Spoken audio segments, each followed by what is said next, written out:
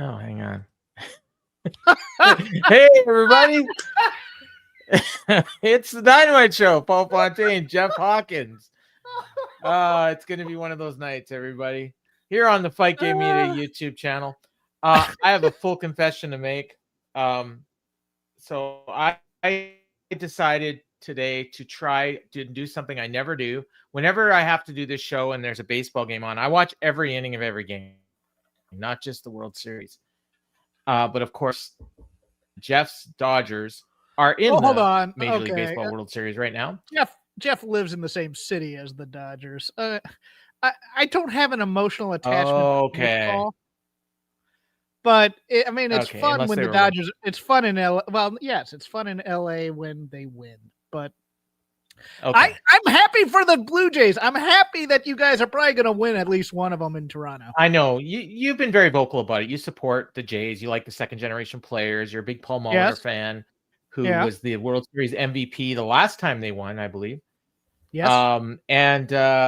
So my point was, I decided to try to watch the game on my iPad and watch AEW Dynamite on my television. And I will admit I had the volume higher on the game than I did on Dynamite. So if there were little things that was missed in commentary, I apologize ahead of time for missing them. I will also say that it took me a half an hour to try to figure out how to get the game on my iPad because I'm an old man. And, are you my mother all of a sudden? My God. Well, no, the problem is the last time I used my iPad, I was traveling. So I had a VPN on because that was during the All In thing. So I was using Triller to watch All In. So I had the VPN going and I couldn't figure out how to shut it off. I kept clicking to shut it off and it kept coming back on. And then so finally I just had to reset it to Canada, but I needed my password. And so, yeah, it took me a half an hour. And by the time I got in, the Jays were already up 2-0.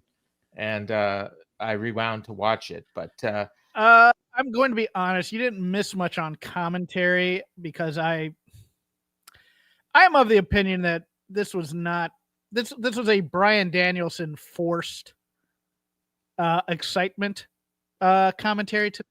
That's how it came off, from what I heard. It is upper register all night.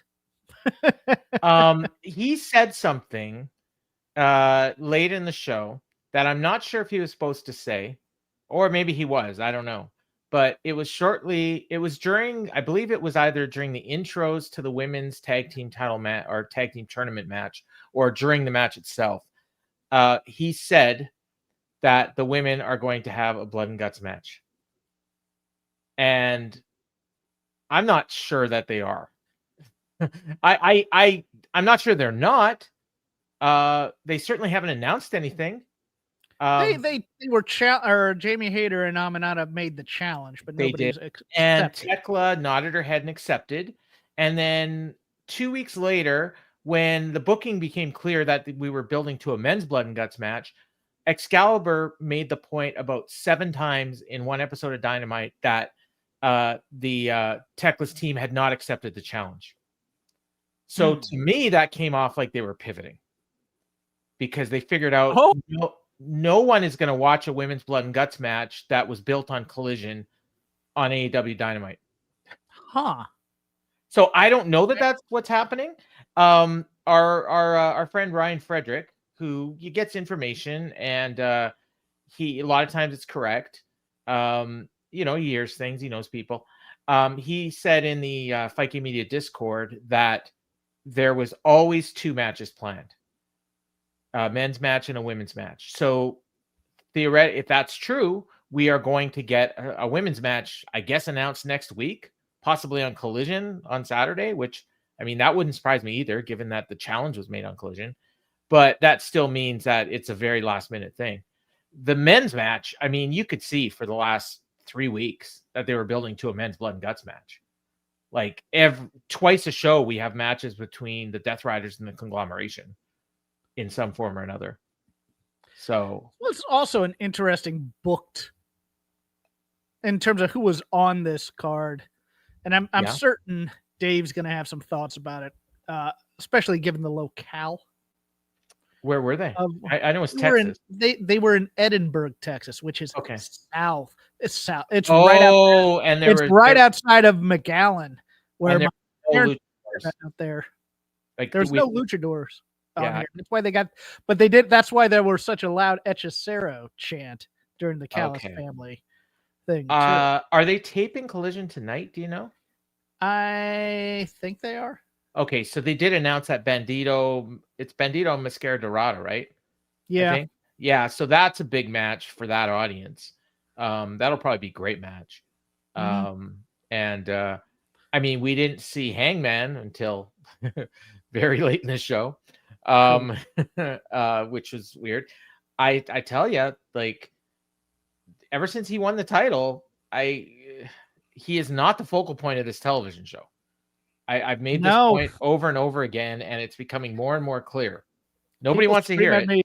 People scream at me when I say he's a weak champion, too. Well, he's a weekly booked champion. Well, yes, but I mean, he's not the guy on this in this promotion, and that's a problem. I mean, right now it's Moxley. He's still Moxley, regardless of whether he is the champion. He is the guy that the whole company's built around. And I'm gonna say this: I didn't think Moxley had a good night. In terms of he did not his character, because they totally retconned what the story that they've been telling with him in the women's segment, right? In that interview, not in the women's segment, but in terms of also just the next chapter with Kyle O'Reilly as well. Yeah, the next chapter. So we're gonna get this match again, and oh god, I was expecting him to hit Aubrey. I don't know about you. When I saw her out. I was shocked he was on this show, given he hit a referee last week. You'd think there'd be punishment for that. I'm still waiting for him to be punished for murdering Colt Cabana. Right? Murder's different, Paul. Back to this blood and guts thing. Go ahead. Sorry. Curryhead says they built to both, and no, they didn't. they made a challenge, and it was never mentioned again. I mean, they've casually mentioned it occasionally, but the men have had multiple segments every show with teams of 5 on each side, combinations of them fight. So this was the logical next step. And when Mark Briscoe announced that they're going to have the match, the fans popped way louder than they did when Jamie Hayter made her challenge for blood and guts. Mm-hmm. So is it possible that somebody at Warner Brothers Discovery went to Tony Khan and said, "You're not doing a women's blood and gut match"? It's possible. Yeah. Like, and not so much that they're squeamish about women bleeding, but more, unless we're going to have Tony Storm and Mercedes in it, you're not doing it. Yeah, your top line, it's a mid-card blood and guts. Why would people want to watch it? Meanwhile, on the men's one, you're going to have Darby and Mox, who are clearly the 2 biggest stars in the company right now. Mm-hmm. Sorry, Hangman. But like, and Mark Briscoe is probably at Paul A. Fontaine on Twitter. Thank you. Yeah, and but after that, it's probably Takeshi Okada. I'm with Fernando though. I doubt the network interfered. I think it might be Tony getting cold feet. Could be. Maybe somebody told him, if you do this match, nobody's gonna watch it. Yeah. Like if you do it on Dynamite.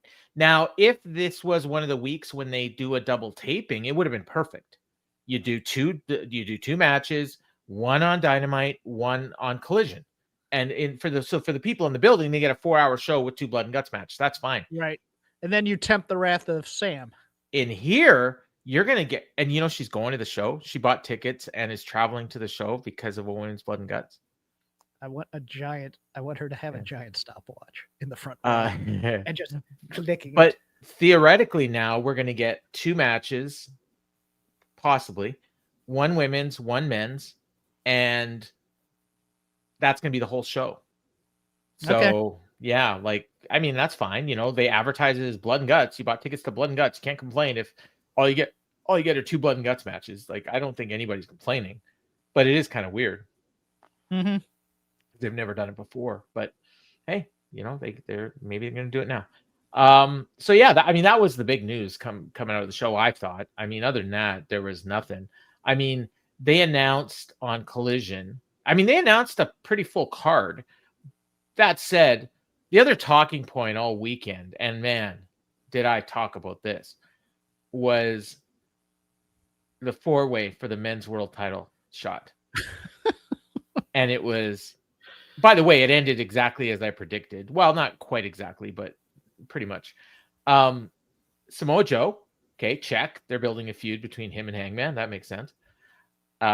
Ricochet, Bobby Lashley, and young Hook, who they gave a squash match to win on Collision. They did a video package reminding us, or telling us basically for the first time, that he was undefeated in 2025. He hadn't lost since December. Long winning streak, longer than anybody else in this match. And all I heard was, why is Hook in this match? Why is Hook in this match? He doesn't deserve to be in this match. I mean, first of all, I kind of agree, but I also would say neither do any of the other three. Like, it's just 4 random people they put in a match because they wanted Samoa Joe to get a title shot. So Tony Khan decided to do a 4-way, and Hook was in there to take the loss. Like, that's it. That's the booking. If you don't like it, fine. If they would have had a tournament, maybe it's different. But he didn't want to do a tournament. If they just wanted to have Hangman say, Joe, I'm giving you a title shot. Okay, fine. They didn't do that either. That's, and I didn't have a problem with Hook being in the thing. I have a problem with a random 4-way for a title shot at a pay-per-view. But I mean, WWE does it all the time. Yeah, and it's lazy, and I don't like when WWE does it. I would have much rather had Joe versus Lashley, have Ricochet interfere, do the count out there. Well, I thought, as I pointed out on the show, I should point out, by the way, we'll plug it later, but Jeff and I recorded a show last night that's going to air on Sunday. So it's the Dynamite Rewind show where we watch the Dynamite from March 3rd, 2021. And if you didn't like this Dynamite, you definitely wouldn't have liked that one. But it's going to air on Sunday at 8 p.m. Eastern, so you guys can all watch it. But I predicted in that thing that, Joe was going to choke out Hook. And I thought Ricochet would be distracted by the fact that the Gates of Agony had put Bobby Lashley through a table at ringside. Well, that part never happened. So I'm surprised, honestly. Yeah. So I don't know. What is this? The 4-way felt like it was 4 of the most well-positioned guys on the active roster, at least, minus Mox, who didn't need to be in it. Yeah, I mean, I'd agree with that. I mean, you could have had Eddie Kingston in there instead of Hook. I mean, he's been undefeated since he came back, so that would have made sense. But obviously, they didn't want to beat Eddie Kingston. Could have had Darby in there, but that doesn't make any sense. He's doing the blood and guts, So I didn't have a problem with it, but I just had a problem with the idea of it. But the actual people in it, who cares? I think it strains credulity if you don't have the 4 guys that you think could be in a world title match in that match. So of the 4, I mean, I suppose you could have had. Well, yeah, you could have replaced him with Darby, with Mox, with Fletcher if you wanted to, with yeah, except none of those people, all those people have existing feuds, and they're going to be doing something else in the pay-per-view anyways. So that's nobody. Fine, but I saw people here wanting Lashley to win. And I'm sorry. Give me 4 secondary title holders for your chance at your world title. That's fine. I mean, if you want to do that, but Tony doesn't book like that. I know. And that's why I log out of it. Yeah. What are you Manning? I got an eye on the game again. Yeah, I got an eye on the game here. It's all right. It's 5-1. Sorry for any spoilers. And Trey Savage is freaking dealing. That guy's a beast. So yeah, so I didn't really have an issue, but a lot of other people did. Yeah, so it just shows though, like the problem is that all the big stars are actually, this is what it comes down to. And Garrett and I were going to talk about this on the takedown, but we didn't actually end up recording because that game on Monday went like 18 innings. So my point was that I was going to argue, and I know you're going to agree with this, Jeff. None of the top stars in AEW, not a single one, care one bit about this world title. Am I wrong? No, but it's my overall. That's overall assessment of the product is that there's no emotion behind any of these feuds for the most part. It's just what they're doing to do it. I wouldn't. I'd push back on that. Maybe Mark Briscoe, because Mark Briscoe gets up for it, but Briscoe and Fletcher, Darby and Mox, there's emotion there. Yeah. Mina, you know what? The Mercedes Chris Statlander feud, I think it's got a little. It's getting there. But in terms of like, why doesn't Moxley care about the world title? Why doesn't Darby care about the world title? Oh, Moxley's trying to change the company. Right, but why doesn't he care about the world title? Why doesn't Pac care about the world title? He's undefeated since he came back. Fletcher, he's got the TNT title. I think he's mentioned the world title, at least. Okada doesn't care one bit about that title. And you know what? This isn't getting any better because what's happening after Full Gear? Oh, the Continental Classic. The Continental Classic is going to take up all the airspace in this company for another month. So it's going to be at least January before anyone starts caring about the world title again.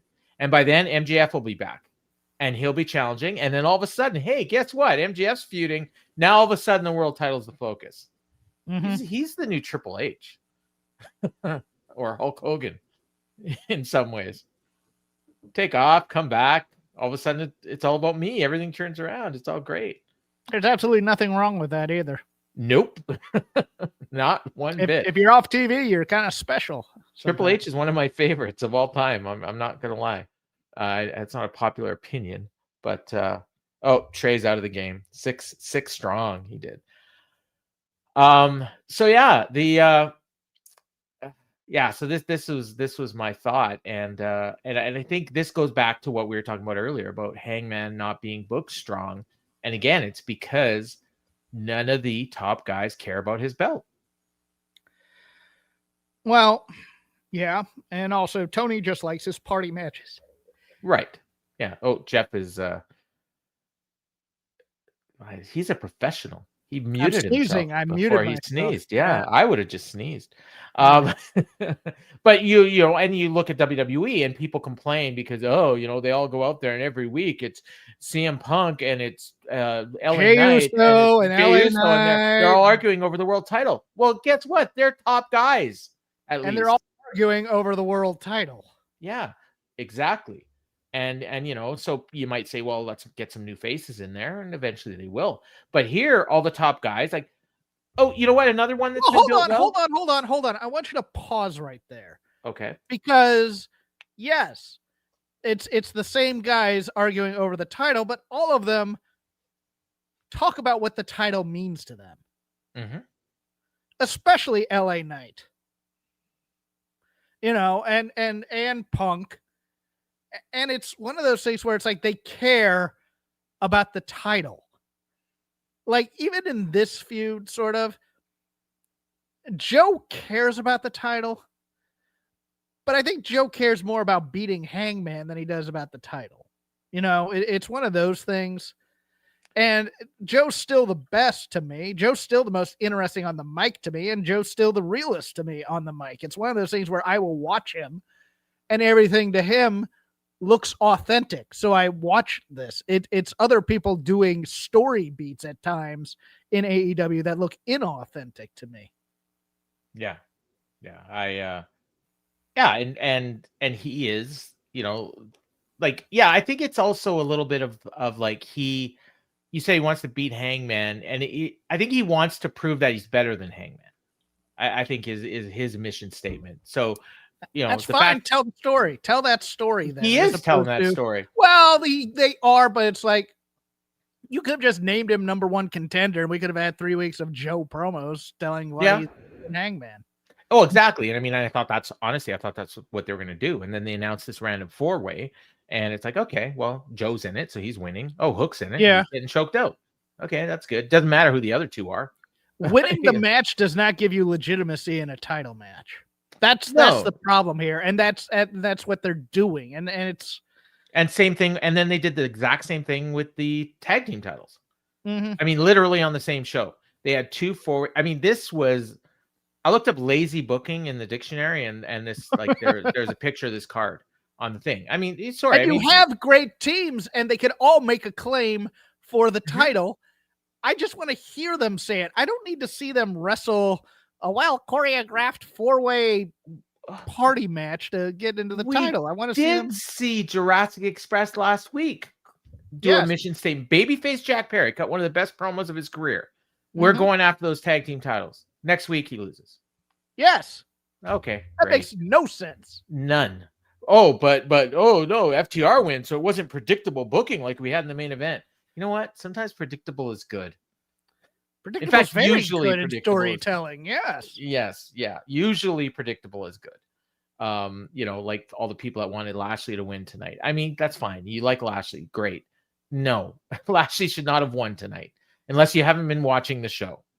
Like I would have taken Lashley winning though, because if it's a contractually obligated title shot and he's leaving at the end of the month, I'm cool with that. If that's what your booking plan was, then don't do the angle with Joe and Hangman. Right. Or you watch Joe seething over it, like Lashley pins Hook. Yes. John from Memphis. Predictable can be satisfying. Ask my girlfriend. The one time he doesn't make a spelling error, he nailed that joke. But if Lashley pins Hook and Joe is seething because he did most of the work in that match, it continues the Joe story, and you get the Lashley title shot. But nobody wants to. But see, I know I could hear Tony's brain working. I don't want to put the WWE guy who's really over against my work rate champion. No, because I'm afraid they might turn on him. Yeah. No, because we want to do Hurt Syndicate and Gates of Agony or The Demand for a third straight pay-per-view. Yes. This time it's not going to be this time it's not going to be a no DQ match. It's not going to be. They're going to just come up with some other wacky name that's the exact same thing. Oh, I'm sorry, Curryhead. I didn't realize that. My apologies. But it was a good joke. I had to say the stuff. It was a strong joke. I actually put you over, and you're nitpicking. Yeah, John's a smart dude. So this brings us to the show. We've already talked about some of it. And again, this may be a shorter show than usual because, like I said, my attention was and is somewhat diverted tonight. It's the top of the 8th. Oh man, yeah, they're totally gonna win. We started out with the I didn't even know what was happening. Oh no, I guess I did, because I put it on the preview. It was although I did not know it was a trick or treat tornado tag match, which I guess just means a no DQ match. Orange Cassidy and Darby Allin against Wheeler Yuta and Daniel Garcia. No, it means a Texas tornado match, which means there's no tags. Yeah, it means that, but it also meant anything goes. They did point that out, but the pinfall had to happen. Look, we can't judge the rules anymore because this is now ECW. AEW is now ECW, where it's like there's really no DQs ever. So except last week we had one with Moxley. He's back on the show after punching a ref out. And we had a count out tonight. They punched that ref out too. They did. This was it was a no DQ match. It was fun. It was an opener. It was nothing special at all. Is it too late to say Daniel Garcia is and always will be a flop in the Death Riders? No. It's long-term booking. They're eventually going to get to a story as to why he's there, and they're eventually going to kick out Wheeler Yuta. And it just stinks. No one cares about Wheeler Yuta or Daniel Garcia. They just book them to take a loss here. Yeah, and which is what they did. I believe the finish came when Darby put Wheeler in the Scorpion Deathlock, and he tapped like a bitch. I think, and Orange Cassidy had Daniel Garcia. I think he put him through a table outside the ring, so he was out of it. There was, did he do a quick tap on the Scorpion? Is that the story they're telling? Is that they're just a bunch of quitters? Because he follows his mentor. Who that's what I'm afraid of. I don't want to see that. What a great thing. So then we got Hook coming to the ring, and he cut a promo. It was actually not a bad promo. No Eddie with him, and wearing a D12 shirt, which I thought was interesting because that's a Detroit band. That's Eminem's buddies, and Hook is from Brooklyn, which wouldn't think he'd be putting over a Motor City rap band, but I hated this promo for a very specific reason, not because of the content of the promo, but the staging of the promo. He's pushing his luggage, and it's getting picked up on the mic. Yeah. You don't need the fake action of, oh, look, Hook's arrived at the building and he's cutting the promo. You can just have him cut the promo. Or just have him arrive at the building. And then you're not getting the squeaking of the wheels overwhelming him in the promo. I was just like, do they do quality control on these promos, or do they shoot them and then just say, okay, put it here? Because it was one of those things where it was like, I could barely, because Hook is so soft spoken and they're using a boom mic, but that same boom mic is picking up his wheels on his luggage and is drowning out his sound. And it was like, I'm like, do a retake and just have him cut a promo with Renee or something. I couldn't understand it, but that's me. So his promo, the whole point was that everyone's counting him out because he's in there with veterans, but he doesn't want it any other way. He's going to do his very best to make sure Samoa Joe doesn't win tonight. So young Hook failed on all counts. Yeah. And then also the State Puff Marshmallow Man was in the background during this. I'm sure that gave you warm thoughts of the Ghostbusters episode. Yeah, no. And it wasn't the last time we'd see them.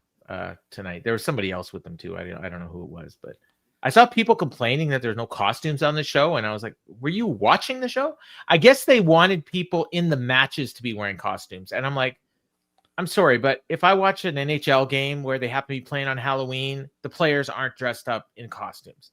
I'm watching the World Series right now. They're not dressed up in costumes. Why would you want wrestlers in costumes because it's a Halloween? Yeah. You say you don't want to be Stanford, and then you're giving me Stanford ideas. Yep. We got a super chat. Plethora, thank you very much. Better chance of happening. Britt back in AEW or Lashley gets pinned in AEW? That's a good question. I don't see either one happening, but I would say Britt back. I almost thought Britt was going to be Megan Bain's partner. So, but yes, the odds are better that Britt comes back than Lashley gets pinned. I would say there's like a 10% chance of Lashley getting pinned and maybe like a 20% chance of Britt coming back. I don't think either one's happening if I had to put money on it, but yeah, that's a good question though. Thank you, Plethora. It distracted us from this show. No, this show is fine. Give me something to watch while I wasn't paying attention to the game. So then we got a backstage thing with Renee Paquette and Don Callis, asking him about his family summit that he was going to have later tonight. And he claimed his family's never been stronger. And then he brings in the Bucks and he says, it's ridiculous what this company's doing to you. You need a family behind you. He bullies a production jobber into doing an entrance for him. And they walk past the guys in the costumes again and probably remembering when they used to be stars.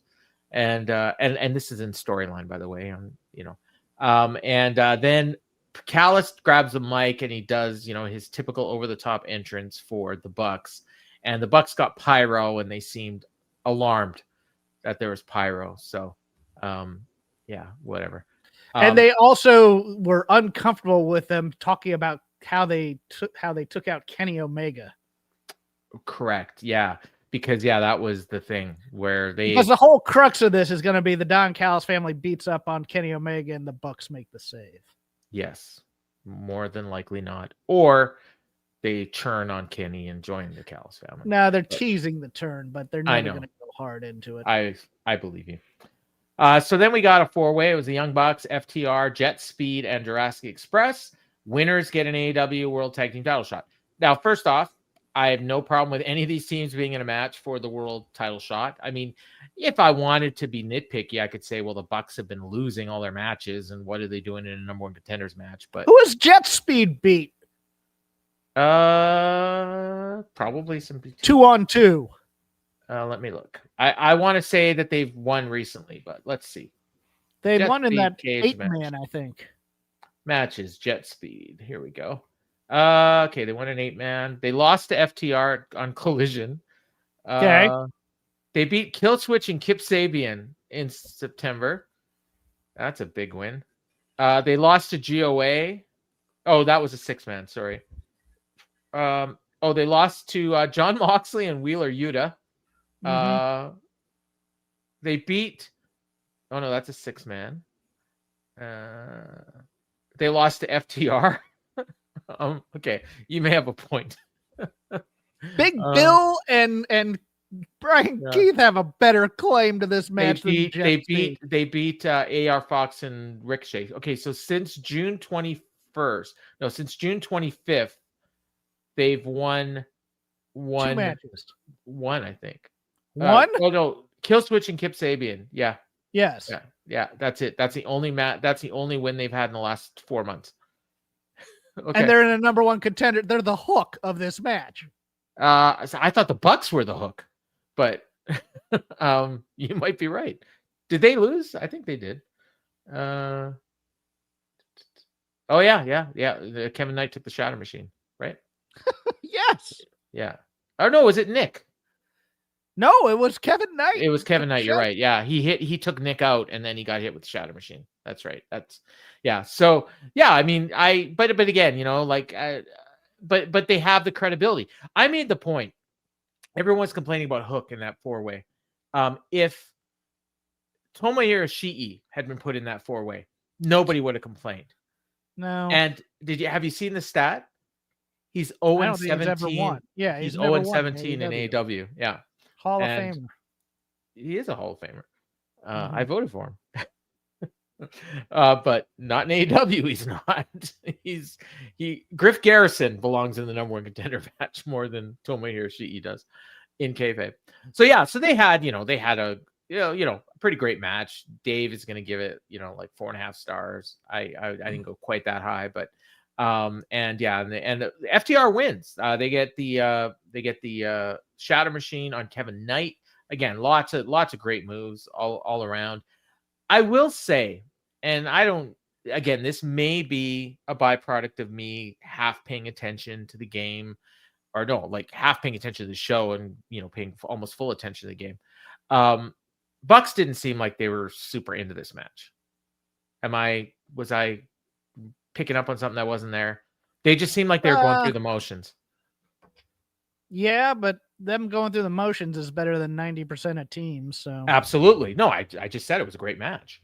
But they were off on a few things. They didn't seem to have the crispness that they usually do. Stokely was distracting on commentary to me. I see, and I didn't hear any of it. I forgot that he was even on commentary. But I did see people talking about it and saying they really liked it. So, which generally means he's taking attention away from the match.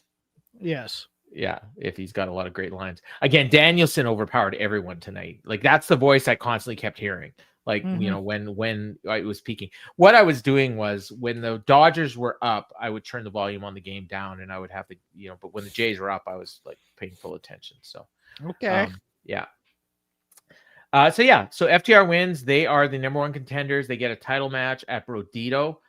I predict right now they're probably going to win. FTR? Yeah. So is it time for a Bandito solo push? Is that why? Perhaps.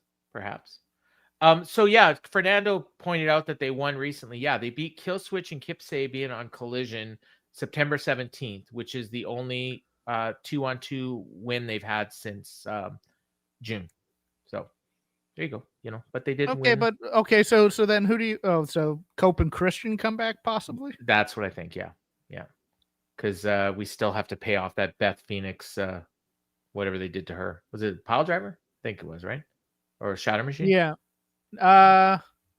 For Beth it was I think it was a spike pile driver. Okay. We did get a video package of Hangman Page's comments from Collision. So basically the same promo for 3 shows in a row now, because he did the tape promo on Dynamite. Then he did a live promo in the ring where he said pretty much the exact same thing on Collision. And then now we got the same thing again. So essentially you either die a hero or live long enough to see yourself become a villain. And then he promises to ruin Samoa Joe's life. Neither of which are likely to happen. He might become a villain at some point, I suppose. I guess his point was that Joe became a villain because he lived long enough. But I think in the long run, who was it that you said was Two-Face? Adam Page. Yeah. Oh, okay. And that's a Two-Face line. That's the Harvey Dent line from Dark Knight Returns. Oh yeah, I knew that sounded familiar. Okay. Speaking of DC, I finally watched Superman this week. What did you think? I really liked parts of it. I really didn't like parts of it. Yeah. Overall, I thought it was good. Yeah. Yeah, I was confused, but at times, but they nailed the ending. I'll say that the ending was really good. Between the speech that Superman gave to Lex Luthor and then the final scene in this Fortress of Solitude, that kind of hit me in the feels. So that was cool. The Don Callis Family Summit was next, and this was fun. So we had a table set up in the ring with an easel. And at the table, we had Kazuchika Okada, Kyle Fletcher, Hechicero, Rocky Romero, El Clone, Lance Archer, Josh Alexander, Mark Davis. Konosuke Takeshita was not there, but he did have a nameplate and an empty chair. And the story was that he had travel issues and couldn't make it. So Callis said there was 4 big questions. And so he hands the mic over to Rocky and asks him what the first question is. Who is the Don Callis family? And so Callis says, well, we are the most dominant and largest faction in wrestling today. And while some of us can't be here due to injuries and Takeshita due to travel issues, we've got something special for you. And he unleashes this painting, and it's Don Callis front and center, all jacked up, and all the rest of the family members in the background. I thought I saw Andrade in the painting, but it was actually it was Mark Davis. It was Mark Davis. And then what I thought was Wardlow at first was actually Brian Cage. Oh, okay. So Wardlow's out, I guess. The funniest part is Familia across Don Callis' stomach in that painting. Tattoo, yeah. And Mark Davis has never looked better than in that painting. So Rocky had said who. So Josh Alexander is next, and he says, what is the Don Callis family all about? And they showed a highlight package of the family and all their successes. And then Callis says it won't be a family gathering without hearing from the protostar. So his question after we got who and what was why. And that's why does the Don Callis family do what they do? He produces a piece of paper, which is the Don Callis family oath that everyone must sign before they leave. And unfortunately, I did not transcribe it, but it was as ridiculous as you would expect, but it was wonderful. Do you have it? I'm going to try and find it real quick. Okay. But it involves you putting yourself in harm for another family member, no matter what. Yeah. And I think it is like a code of silence as well. Like you're not allowed to, whatever goes on behind closed doors. Yes. You are not allowed to reveal family secrets in public. Yeah. So it's like it basically is insinuating that they've joined the mafia. Yes. And, so that was beautiful. And then as he's in the middle of his oath, out comes Konosuke Takeshita, and he's pissed. And Excalibur points out that he's overcome his travel issues. So he comes to the ring, and everyone applauds except for Okada. And Callis gets in Takeshita's face, and Takeshita's staring a hole through Okada. And he's trying to talk him down, and he says, when we started this whole thing, it was built on the ashes of Kenny Omega. It was me and you. We started it. We built this entire family. I named you the Alpha. Now we have a whole family full of Alphas. And so the final question now is how? How does the Don Callis family succeed? It's by listening to what Don Callis wants. There's no I in team, but there is one in family. I know that that he and Takeshita built this family, and you were the first in, but if I decide, you'll be the last out. And he says, so what I need right now is for you and our IWGP championship to put the bad blood aside and shake Okada's hand. And crowd's chanting no. And Callis is screaming at Takeshita to shake his hand. He doesn't want to do it. He says, it's not about ego, it's about honor. Do it for me. And Takeshita looks at him and he's like, okay. So he puts out his hand. And Okada does exactly what you knew he was going to do. Puts out his hand, about to shake his hand, lifts up his hand, and gives him the finger. I thought Takeshita was outstanding in taking amazing to consider what Don Callis had said. Okay, and that thing that you get when somebody's telling you, you know what, just let it go, and you go, okay, I'm gonna let go. Be the bigger man. Okada has no interest in you being the bigger man. And I'm here for it. And what they should have reminded us of, and this was the announcer's job, and they didn't do it, was that at the pay-per-view, it was Okada who nailed Takeshita and then laughed about it.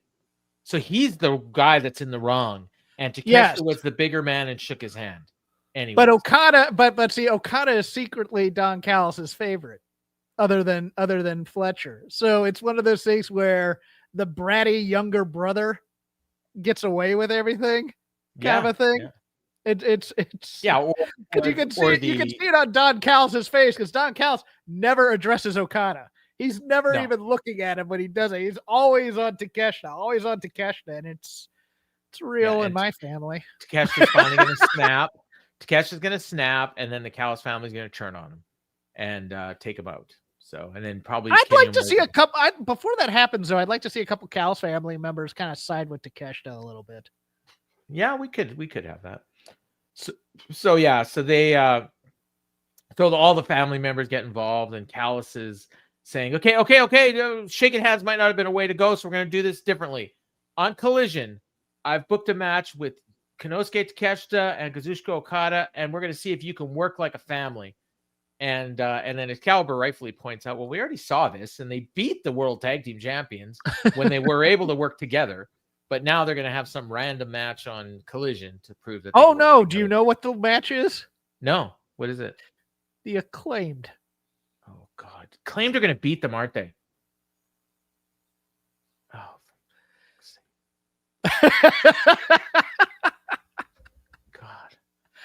Don't worry, you'll be reveling in your World Series victory by then, and you won't care about that. When we were having a spirited discussion today on about this women's blood and guts and men's blood and guts and everything, and some people rightfully pointed out, well, this is the byproduct of spending the last 5 years of doing basically one women's match per Dynamite. I know occasionally you've had a second one, but generally it's one.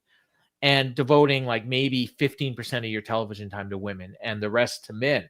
And then all of a sudden you've got the situation now. And I made the point, if they had spent even half the time that they've spent trying to get Max Caster over with Megan Bain or Tekla or pick your woman, I feel like maybe people would care more about this blood and guts. Why don't we have a Megan Bain Open challenge every week where she just wrecks some chick? Like, why can't we do that? Why don't we have her cutting promos every week? Because she was awesome. She was pretty good. Except we have now that the Max Caster isn't doing his Open challenge, you know what we have? The MXM Open casting call, where they pick a team and that team beats them, or a woman beats Taya or whatever. I don't know what Tony's obsession is with giving jobbers screen time. You know who used to do that? Who used to give jobbers tons of TV time and interview time and spend all this time trying to get jobbers over? There's a famous booker, yes.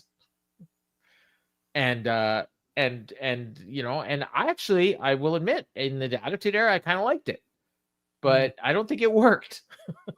And I don't think it's working now. But anyways, we got a video package for Mercedes and Olympia, which is happening on Collision. I thought this was good. They showed her, Olympia's promo. They showed her beating, I think it was Taya, speaking of the MXM Open Casting Challenge.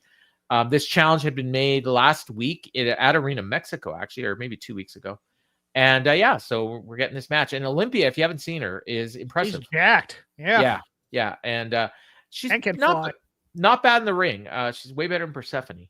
I'm told Persephone's a star. I've yet to see it, but I'm not disputing because the people that say that have seen a lot more of her than I have. So, then we got Renee Paquette with Chris Statlander. She says Monet is upset and embarrassed, but I'm going to be there on Saturday to see your match. I know that you're here tonight. So if you got anything to say, you can say it to my face because I won't be hard to find because I'm the one with the title that you don't have. And that was that. So promised a segment for later with Chris and Mercedes, which we ended up getting, and actually it was pretty good, I thought. Then we got the goofy conglomeration video package, which I skipped, and the Jon Moxley artistic entrance, which I also skipped. And then we got the same match that we got last week, which I also should have skipped but didn't. I mean, if you happen to miss last week's match, then you got this one. If you happen to see last week and didn't see this one, don't bother because it's the same match. It was fine, but the crowd didn't care this time. They got into it last time because they weren't expecting what they saw. But this time, I think everyone was, I don't know, they saw it already, so they didn't need to see it again, I guess. I don't know. Nobody cares about Kyle O'Reilly. Nobody cares about Kyle O'Reilly. That is a great point. I mean, it was good work. Like, they worked well, and they work well together. They do a lot of cool shit. There was one point where Jon Moxley went for a pile driver, and Kyle reversed it into a triangle. And somehow in the course of this, Jon Moxley ended up busted open. I'm not exactly even sure how that happened. Then he, Jon Moxley this time was doing a better job of breaking away from the hold. So I guess we're getting a Jon Moxley redemption story of some sort here. That was my thought originally. Yeah. But then on commentary the whole time, they're playing up that he's a coward and a chicken. Yeah. As opposed to doing the tete-a-tete where Excalibur was calling him a coward and Bryan Danielson was saying, no, he's honorable. He did the right thing or whatever. Now Danielson is in on Excalibur calling him a coward. Is it possible that these announcers aren't clued into the storylines? It's possible that the story's changing from week to week depending on what they hear on podcasts. Oh, okay. That's possible. And you made that point last week about the commentary not jiving with what we were seeing in the ring and how the two commentators weren't on the same page in terms of the story they were telling. Right. Last week. This time they were on the same page, but it did not match what we were seeing in the ring. But it's on the opposite page of what we're thinking. We were thinking there's a Moxley redemption story or whatever, and yeah. Now there's not. Now it's gonna be. Now he's gonna be the Zbyszko in Blood and Guts, I think. So the end of the match came when they were O'Reilly hit Moxley with a slingshot dive to the outside, put on a cross arm breaker and a dragon screw into the barricade. Then he went to leap off the apron. Fear got in his way. Moxley went for a death rider on the chair. O'Reilly spun out, hit a guillotine, and then Aubrey, meanwhile, is counting, which never happens. And again, we didn't hear Aubrey count. Did you? Like, I didn't. Again, you know what? Okay, this could be my fault because, again, I did mention that I have the volume down. It came in at 6 on the TV. Okay. 6 to 7. But the thing is, too, they weren't really showing it. Like, you need the dramatic ref. Oh, no, they were showing her from 6 through 10. Oh, were they? Okay. Yeah. But it was faster, too, wasn't it, than normal? Yes. Okay. So it was kind of like when, not quite as bad as when Jessica Carr counted out Becky, but closer to that than a normal cadence. Yes. And that one had a storyline reason, too, that they did it, as did this, obviously. And fans chanted bullshit, so definitely didn't get the same reactions we got last week. And then Fear hit the ring and laid out Aubrey with a forearm, and then all hell broke loose. The Death Riders came out, then Conglomeration was out, so we got Claudio, Roderick, Wheeler, Daniel Garcia, Darby, Orange Cassidy, Mark Briscoe. If you're counting, that's 5 on each side. And then what did we get? Alan, the Death Riders took off. Alan says, why are you running? And we're going to give you a chance to suffer. So he gives the mic to Briscoe. And he says, I see nothing but fake-ass tough guys. You sure like to skedaddle. So we all talked. We got a plan. So we're going to let Orange Cassidy say it. And then Cassidy grabs the mic, and he's like, blood and guts. Yeah. And everyone chants, everyone cheers, and the match is happening 2 weeks from tonight. And yeah, so that was that. We get all this hype about a women's blood and guts match for the last month and a half. And the first announcement we get is a men's one. And you may recall, or you may not have even known, Tony Khan was asked about this at the press conference for Wrestle Dream. He said, is it, we heard the challenge issued for a women's blood and guts match, but we've heard recently that there may also be a men's blood and guts match. Can you comment on that? And Tony Khan was, well, of course, the challenge was made by Queen Aminata and Jamie Hayter for a blood and guts match to the Sisters of Sin and Thekla, but we still have not got a response from Thekla and thing. Meanwhile, yeah, a men's blood and guts match, that would be very interesting. Certainly, something that could happen. But and we do have a blood and guts show booked. Boston, he gave the date, plugged the tickets, blah blah blah blah, but never answered the question. So at that point, it was like I said, there's a Dynamite about 3 weeks ago where Excalibur just kept going over and over and over again. We had a challenge issued, it wasn't accepted. We had a challenge issued, it wasn't accepted. I watched the show, and that story has been dropped. Well, Thekla nodded her head. Yes, she did accept the challenge. Yes, but they told us she didn't, and I think that was when the thing was made. Now, again, maybe we're going to get the women's match added. I don't know, but as of right now, we have one match. It's a men's match, and it's honestly it's two main event teams, and I don't really have a problem with this because it's what the TV has been building to. People that wanted a women's blood and guts match, and they're going to think now, oh, the men are stealing the thunder, whatever. Too bad. Sucks to be you, but this makes sense. And the women's one didn't. Sorry. It doesn't make sense based on what we've seen on TV, especially on Dynamite. Mm-hmm. If you're watching Dynamite, all the focus is on the two women's singles titles and the women's tag team title tournament. The women's blood and guts has, I'm not even sure if it's been mentioned, but if it has, it was very, very briefly. That's that. Anything to add? No? Nope. It's very uninspiring. Yeah. I mean, I'm sure it's gonna be a good match, and the match is gonna be fine. Oh, the women's match? I don't even know if it's gonna happen. But no, I don't think the women's match is gonna be. I think the men's match will be fine. It's just gonna be weird having a guy that doesn't sell like Tomohiro Ishii in a blood and guts match. Is he in it? I assume he will be. Hey, what are you talking about? She sells. Well, no, I mean he sells, but his fire up is to not sell. So it's what. Yeah, but then he dies, so that's fine. Okay. Jay's just won. 6-1 final. Awesome. Man, awesome. If they choke in Toronto, you're gonna be embarrassed. Could be a sucky trip to. Vegas if that happens. Mm-hmm. I'm going to Vegas. I'll be in Vegas next week, everybody. So then we come back from break, and Mercedes, just right out of break, is beating down Chris Statlander backstage. I was hoping this was going to be the segment, and then I could come on here and go, "Oh, nice job, Statlander." And the Stay Puft Marshmallow Man was in the scene again.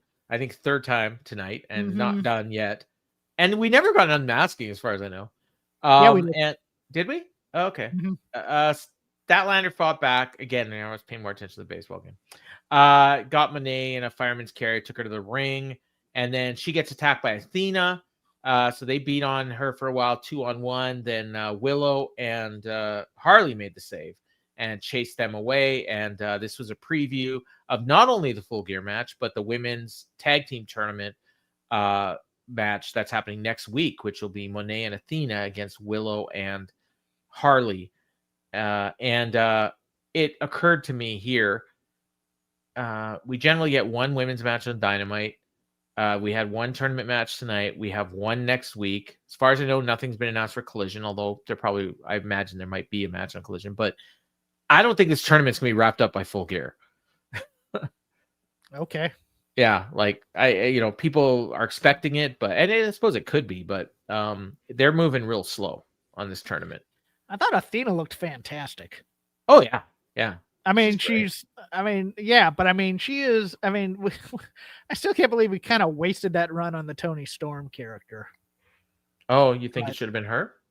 Well, I mean, she's doing the best character work of her life right now. She's probably in the best shape of her life right now. Athena? Yes. Okay. I just, it's one of those things where I think she's fantastic, and I can't believe we didn't really do a whole lot with that, and we just kind of went back to, I'm the longest reigning Ring of Honor champion. Okay, cool. We might get women's blood and guts. We may, but if we do, it's going to come off as an afterthought. That's my whole point. And if they were really wanting to be serious about it, they should have been pushing it the last month hard. It's going to come off as we're doing the women's thing because we have a men's blood and guts. Yeah. Just like when WWE would do it with, Elimination Chamber, Survivor Series. Although the women's war games were always better in NXT. Yep. Oh yeah. Yeah. Especially in NXT, not so much on the main roster, but. Right. Then we got that video package I talked about earlier with Bandito, and it's pretty cool. They showed him last week wrestling with his family. It was funny because they showed highlights of, I think it was the 4-way match with Okada, Bandito, Dorada, and Takeshita, I want to say. And they mentioned that Dorada was an afterthought, but he stole the show. And I just thought it was interesting to tell your audience that a guy is an afterthought. Like, yeah, he stole the show is fine, but don't tell anybody that he's an afterthought. And then I think they promoted a match that these two are going to have on Saturday. So hopefully we do get that. Mm-hmm. And then before the next match, Bryan Danielson, who apparently was wearing a Hechicero mask. I didn't see this, but he was wearing a mask. I don't know if it was a Hechicero one, but he was wearing a mask. Yes. And so Penelope Ford suffered an injury last week and may not be cleared, and we'll get more on that later. Okay. So, before we get to her that segment at all, yeah.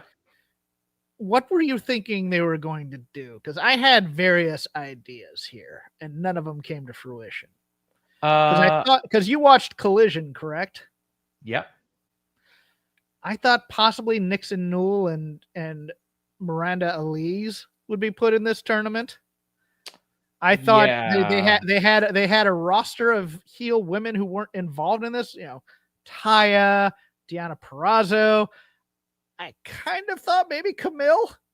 That would have been an awesome little team to have here. They went with the least interesting choice to me. Diamante is always available. Yeah, and she's awesome. Billy Starks could have had something to prove because I think they didn't pick her. That would have been, to me, that would have been a good story too. Yeah. Yeah. And then you could have even built to them on opposite teams. But yeah, we'll get to. We're going to keep you in suspense, even though most of you probably watched the show. So it was Sisters of Sin against Jamie Hayter and Queen Aminata. And silly me, I bought into this whole Jamie Hayter and Queen Aminata Twitter thing, trying to come up with a name. I think they had the Hayter Queens. And my suggestion that I think they should have picked was the Eliminator. This match absolutely flipped everything I thought about this tournament. Oh, yeah. I'm convinced right now that the finals are going to be Sisters of Sin against TJ.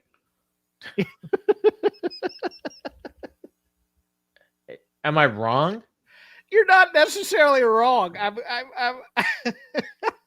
Like, I thought I was 100% positive that Sisters of Sin were losing this match. Yes, and then I thought Mercedes and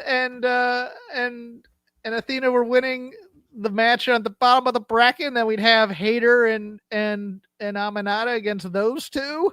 And now we're probably going to get Willow and Harley against these. We might. I don't know. They might book heel versus heel just to spite us.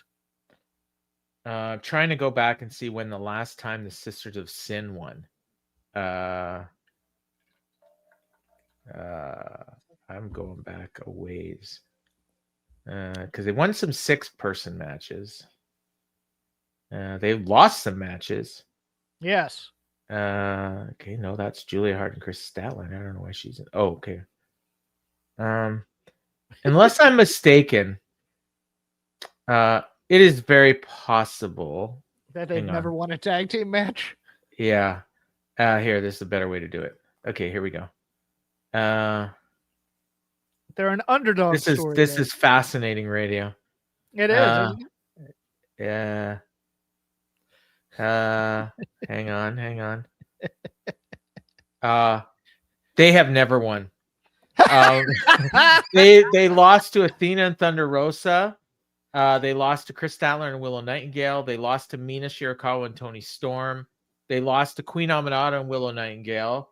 They drew at any point.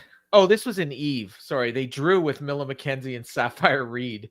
They drew with Milla McKenzie and Sapphire Reed. McKenzie. My fault. Yeah, and that's it. That's their history. So they have been on the winning side of some 6-person matches, but this is their first ever win. So yeah. They won. I'll be honest, I wasn't paying a ton of attention to this match, but I believe Tekla helped them win by hitting Hayter with a spear. Tekla hit Hayter with a spear, and Aminata got double teamed in the ring. Yeah, and Blue got the pin. So, and I guess did the Tekla run in happen and the camera missed it and they had to show it on the replay? No, it happened, but Excalibur thought it was Julia Hart. Okay. All right. No, I could see the similarities. The worst camera miss was on Bobby Lashley's entrance in the main event. I couldn't believe they did that. Yeah. They just had a camera on the ground in the background. It's like, what are you showing right now? What am I? Oh, you're missing the shot. That's what you're doing. Got it. So yeah, this was. I mean, the match was fine. It was good. It wasn't. It wasn't like. I don't know. It was a good match. It was fine. Yeah, the wrong team won though, and the wrong team won. But I think they're telling a story, and I think we're getting these. I think Sisters of Sin, for whatever reason, are looked at as an AEW original tag team, even though they had their first together in 2023. And then the TJ and we know Tony has a little bit of or used to have a bit of a crush on old Sky Blue before she was taken off the market. She's with Kyle, right? Fletcher? Yes. Okay. Then we got Tony Schiavone, who I think was on camera for the first time tonight, wearing a Phantom of the Opera costume. Keep that in mind. And backstage with Megan Bayne and Penelope Ford, and Penelope's poor arm is in a sling. She tore her UCL. She's out indefinitely. She says Megan says those titles are our destiny. We're going to make every woman feel the same pain or that her partner's in, because that's what they deserve. She said, any woman willing to make history, step up. So in walks Marina Shafir, and they get in each other's face, and she says, don't worry, I'm listening. And they're staring and they're trying to size each other up. And Jon Moxley runs in. All right. Starts making goofy-eyed face. Stop. Yes. What? What the hell was the... I'm going to use another improv corollary from all my years of watching and coaching. This was a walk-on where the guy had no idea and didn't need to be in this scene. Mm-hmm. Hey, what are you guys talking about? Why are you in this scene right now? You're not necessary. Get out. I should correct myself. Did I say Jon Moxley was in here? This was Dean Ambrose. This was Dean Ambrose. Yes. 100%. Hey, how's it going? Yeah. You like beef jerky? It was like a Letterman character this almost. Is Dean Ambrose walking in on a Sasha Bailey segment. Yes. Yeah. Or maybe more accurately, by the way, Bailey and Chris Statlander hanging out sometime this week. Oh, cool. Or they did. There was a photo of it on the gram. There's some rumors going around. I will say, this is a prediction, not a spoiler, because I don't know anything. I do know some things, but I usually forget what I'm told anyways. But I predict that the next contracts that Mercedes Moné and Bailey sign will be with the same company. Oh yeah. And that could be either AEW or WWE. Nah, it's going to be WWE. There's no way in hell that I'm saying it could be either. I'm saying whichever one signs, the other one's going to sign with too. So, and maybe at the same time. I don't know when they're going to expire, but let's get back to this Moxley thing, because one of the I don't know what they were thinking. It kills the entire aura of his Death Riders persona. Well, that too. It also killed this team. Hey, Penelope, you good with this? Huh? It's like he should be coming in as Death Rider John Moxley and going, I'm impressed with your work, Megan Bayne. I think this team would be awesome. And I disagree with Fernando in the chat. I think they're one and done. Yeah, I mean, they could be. They could not get along, and we could end up with a singles match between the two of them. God help us. Although I think Tony and Mina are winning on the top of the bracket. So Megan Bayne and Marina are the team that should get beat by them, but you never know. No, I think what's going to happen is, okay, who are Mina and Tony facing? Do you remember? They are facing. I had it in my head and I forgot it already. It's terrible what I just did to myself right there. This is radio. I'm looking this up. Okay, here we go. Somebody who shouldn't be winning. I got the brackets here. Okay, Tony and Mina are facing Windsor and Riho. Okay, Windsor and Riho are going to win. And and then Bayne and Ford are going, or Bayne and Marina Shafir are going to not get along, and TJ is going to get a win over them because they couldn't get along. That sounds dreadful. Yeah. And then that means we get TJ against Alex, Windsor, and Riho, and somehow TJ is going to figure out a way to win. So it's all original teams then, because I think the Babes of Wrath win their match, right? Willie and Hartley. Now, of course, we could. I mean, the which is a great name, by the way. Babes of Wrath. Oh yeah. Yes. Yeah, and especially because the acronym is BOW. Bow to your Babes of Wrath. Not Bow Wow like you were thinking. No, I wasn't thinking that at all, but I didn't think of the acronym either. Oh, okay. We used to have are you familiar with the Grapes of Wrath? Yeah. What? I don't know. It's a Canadian band. Yes. Oh, okay. No, it's a book by John Steinbeck. Oh, no, it's a band too. You didn't know that? It's a classic novel, Paul. It's read by almost every high schooler in the States. Google Grapes of Wrath. I think you'll like some of their stuff. Okay, fine. I will. Yeah. But just, when you go, are you familiar with the Grapes of Wrath? It's like, yes. One of the most famous books in existence. It's about the Dust Bowl. Oh, Lucky Man is oh no, All the Things I Wasn't. That's their big hit. It's good. It's a good tune. Oh, Lucky Man's a terrible movie, by the way. I hate that movie, but okay. I guess they take a lot of their inspiration from movies. And that brings us to the main event. Like this show, I will say this show flew by, especially when you're watching a baseball game. Yes, you weren't even watching it. That's why it flew by. I did watch it though. I'm sorry, I'm still getting over. Have you heard of the Grapes of Wrath? I'm a man of letters, Paul. Yes, I've heard of the Grapes of Wrath. For all of this and all I've admitted, I was watching the game and everything. I picked up a lot of the show. I really did. You did. Yeah, it's not hard. No, I mean, yeah, and you know, I maybe even enjoyed it more because I wasn't nitpicking everything. I was. So, I mean, the story of this match, it was basically like two singles matches. Okay, I did have a question about this. Okay. Earlier on in the four-way tag team match, they kept making a point about who was legal. And even though there was no DQ, you had to have legal teams in. Right. They missed what they did. They missed the kill switch or what the Luchasaurus tag because he did one of those walk to the middle of the apron and tag him type of things. Right. Yeah. On a Irish whip into the ropes. Yes. So that was a four-way though, right? Four-way tag team match where only two people in the match are legal at a time. Right? Do I have that right? Yes. In this four-way, all four were legal all the time. Yes. That doesn't make any sense to me. I agree. Okay. I don't know if there was some sort of logic I was missing or Like, no, in fatal 4-ways, they tend not to do the tags anymore. Right. And my was okay, there's no DQ in a 4-way. And I guess the point is that you have to be the legal person, but I don't understand why they're not all legal all the time. If they're all legal all the time in a singles 4-way.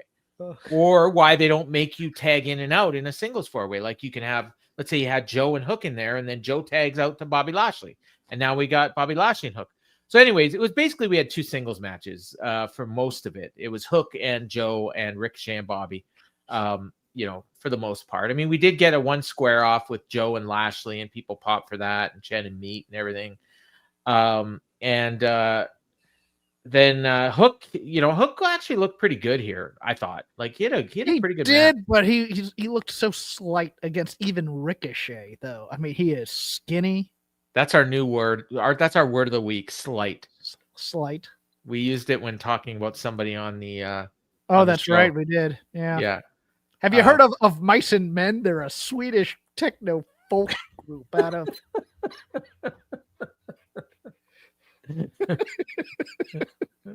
War and Peace. It's a War and Peace. Yeah, they're a Russian synth band.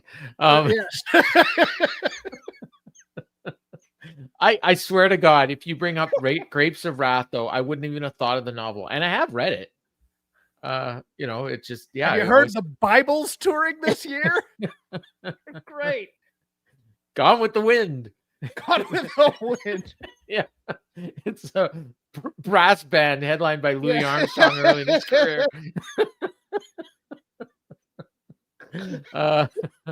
Sad thing is, there probably is bands with all these names.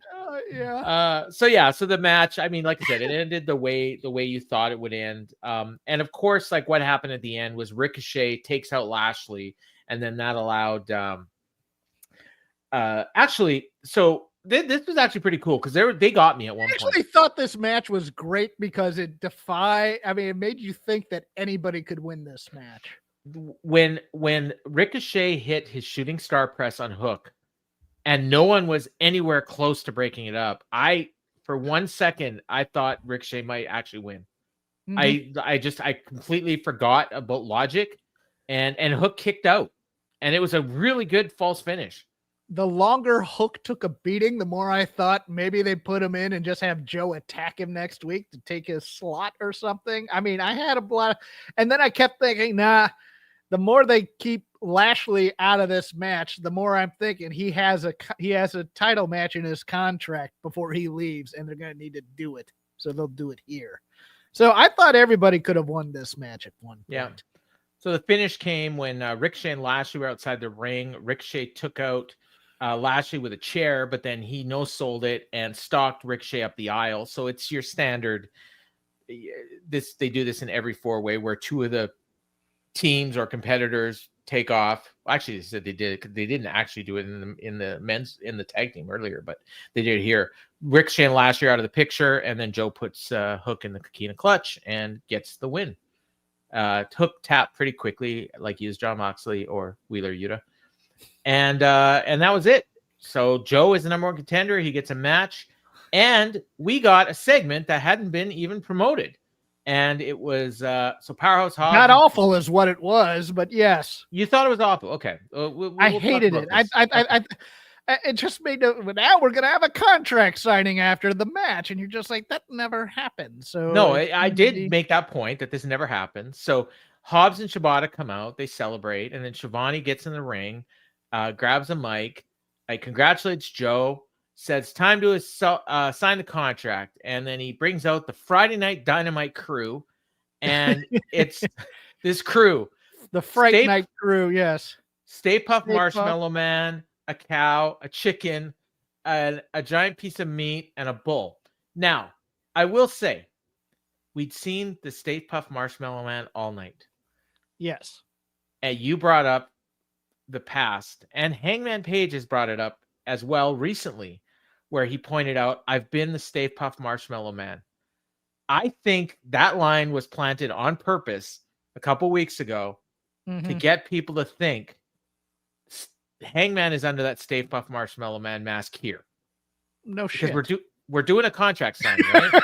Yeah. Yeah. Well, you were supposed to think Hangman was under because everybody remembers every episode, and no, but they also reminded us like not that they did long remind ago. you, like, yes, yeah, yes, yeah. So it was perfect. So Joe grabs the contract and he said, "This is the safest place possible to sign this." And Hobbs and Shibata clear the ring, but they leave the Marshmallow Man in there.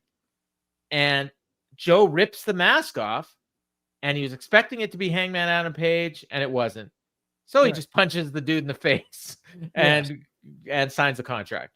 And then Joe cuts promo. He says, "Oh, Hangman, you're not as creative as you used to be. Got to apologize for all this carnage, but standing in front of you is your next AEW World Champion." So Shivani says, "Well, it's official for Full Gear. Let's have a toast." And cheap Tony Khan, who gives away $500 million in prize money, doesn't even have champagne for the toast. It's bottles of beer in a bucket. Miller Lite. So they all grab the beer. They're all toasting. And then Joe says, "I've been waiting for this toast to be over."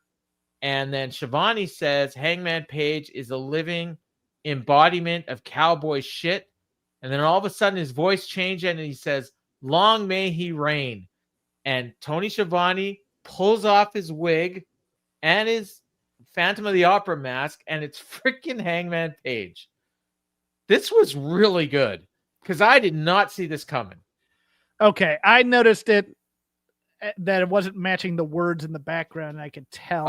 Okay, so it was lip syncing, right? It was fine, but it's one of those things where it's like, okay, now we're having the contract signing, now we're having a toast, now we're having this. It's too much. I was expecting him to be a cameraman, to be honest with you. Okay. I mean, you knew when they were doing the contract signing right there, he'd be there, and when the guy was in the costume, he'd be there. It was okay, but I'm with Greg though. It was cool, but getting there felt clunky. That's a perfect encapsulation of my thoughts on it. It doesn't. Okay, so the angle itself doesn't make sense. I mean, correct. Number one, Hangman had to know that Joe was winning in order to do this, because otherwise, what is he going to do this to Hook? Like if Hook happened to win, are we doing this contract signing? Okay. Yes. Okay. Bobby Lashley is like, you know what it reminded me of though? It totally reminded me of, and you'll remember this. The Eric Bischoff wedding? Yes. Yeah. Oh, that wasn't nearly as good. I mean, this wasn't nearly as good as that. That one. You see the guy playing people are going to hate that you said that. What? Oh, I don't care. That was one of the best. If it's true that he never broke character backstage, it's one of the best things they ever. But I didn't. I knew somebody. I thought it was an old man just doing a basic cartoony voice and stuff. And then when he said, "Did you just say 3 minutes seconds or 3 minutes? 3 minutes. Yeah, because that was the name of the Rosie and the team. And then as soon and the voice slightly, changed. Yeah, completely. You're just like, oh man, that was really, really good. That's the best. Okay, so maybe it was more. Maybe it was more the Stephanie pretending to be Eric Bischoff one. Yes, that's a good call. You didn't see that one coming either, but it wasn't as good as this. Yeah, okay. But so I enjoyed it. Like again, was putting aside all logic. It was fine. It just felt clunky to me. People now came out of this though thinking that Joe's going to win the title. No, Joe's going to get his revenge next week on the go home. Yeah. Next week is not the go home. Next week. Oh, I thought it was. No, we got like 3 weeks left. Oh, dear God. Yeah, 5th, 12th, 19th. It's too early to say Joe's winning the title because Joe's going to get his revenge. Yeah, but people thought because Hangman got over here that Joe's. No, I think what's happening though is we're going to get the return of MJF on the pay-per-view after the Hangman Joe match. It is in New Jersey. Yeah, and then he'll do his challenge for he'll announce his contract signing thing. I bet you he cashes in his contract. Well, he might, but remember he has to give a week's notice. Oh, that's right. Unless Tony Khan forgets that he made that rule, which is entirely possible. Oh, I had your signed contract on Gorilla, and I forgot to say that he gave a week's notice. Boo! Yeah. Or he gave the week's notice, but didn't nobody actually believed announce him or it. whatever. No, he didn't announce it. He just told Tony off camera. Yes.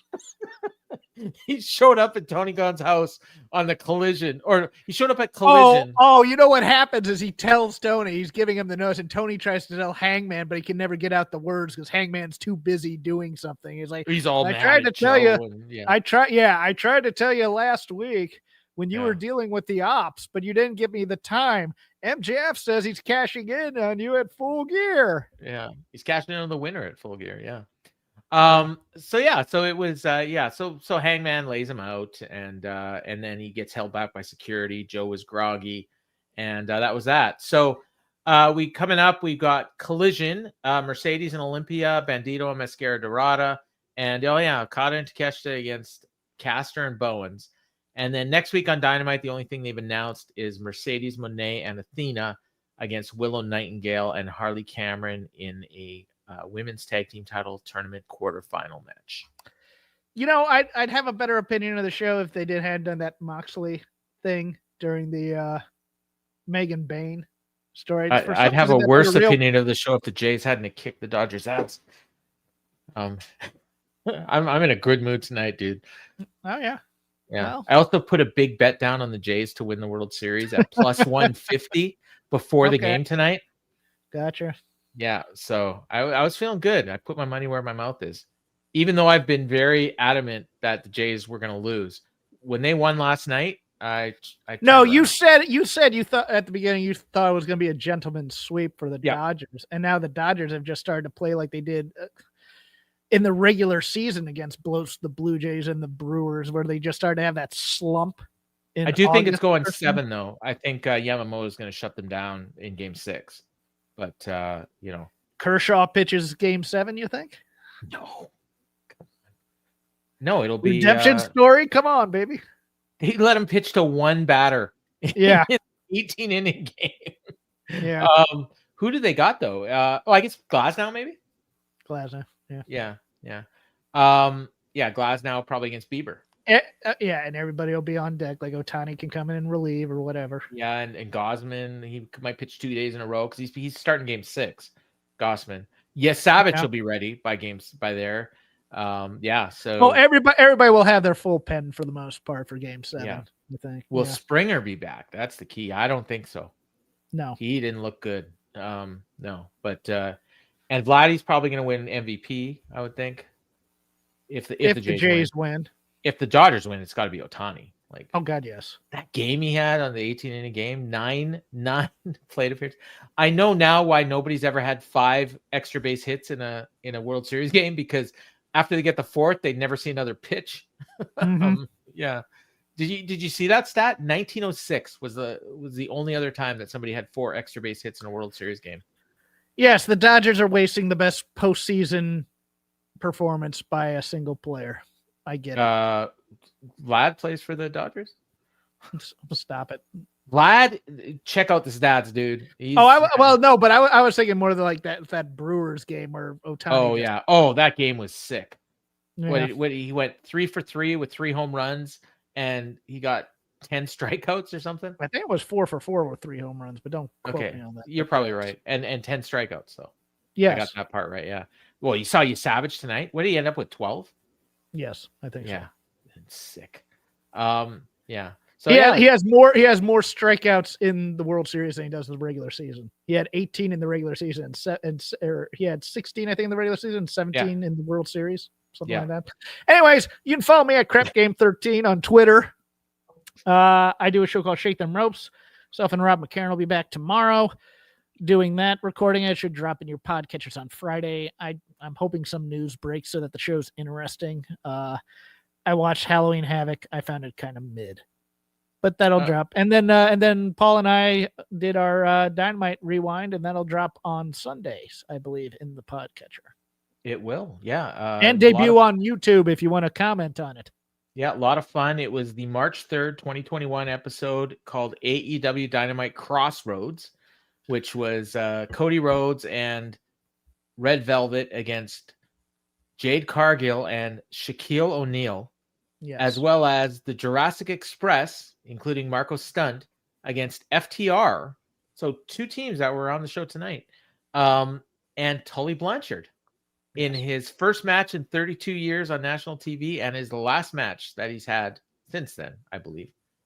And yeah, so that you can check that out. We had a lot of fun reviewing that. Went just over an hour. Also, if you like nostalgia, John LaRocca and I and Garrett did the watch back about Halloween Havoc 93 on Sunday night. That's currently in the super feed as well.